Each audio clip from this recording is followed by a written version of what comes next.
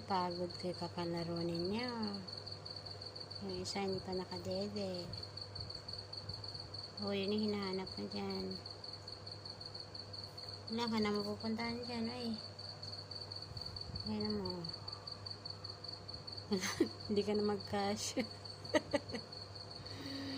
Singgulikita, no? Paano ba naman kasi 5 piraso? Magkakasya pa ba yan? Oh. Hindi na makadede yung iba.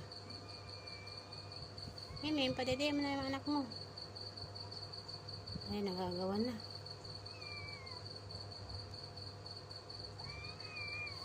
Nagdadagat na, nagagawa na, oh.